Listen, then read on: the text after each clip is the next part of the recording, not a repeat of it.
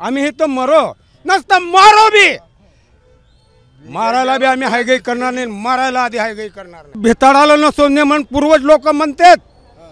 ह्या देवेंद्र फडणवीसनं काय केलं, पहिलं 5 वर्ष सत्ता भोगला, माझ्या गावाला जलयुग शिवार बघायला आला, माझ्याच गावचा काठी घोंगडा घेऊन गेला त्यानं मातोळा औसा तालुक्यातून. किती वय आहे तुमचं? माझं 70च्या आसपास वय आहे. आता काय मागणी आहे नेमकी? माझे नातवंडा, माझे पोरं तर गेले MA सेकंड इयर पास होऊन, पोरगा घरी बसून आहे. आता नातवंड एक 3rd इयरला आहे, एक 12वीला आहे, एक 11वीला आहे, नाती एक 10वीला आहे, एक 13वीला आहे. काय हाल आमची शेतकऱ्याची ती सांगून व्यथात कुणाला आम्ही.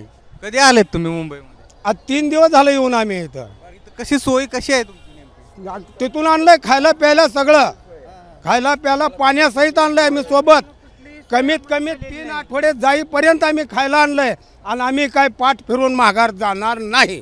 पण फडणवीस साहेब असं म्हणतायत की यांना रिसोर्सेस कोण पुरवतंय या आंदोलनाला? अरे त्याच्या बापाच्या दिलं काय, आमच्या शेतकऱ्याच्या घामात कष्टाचं आणून खातो आम्ही तिथं.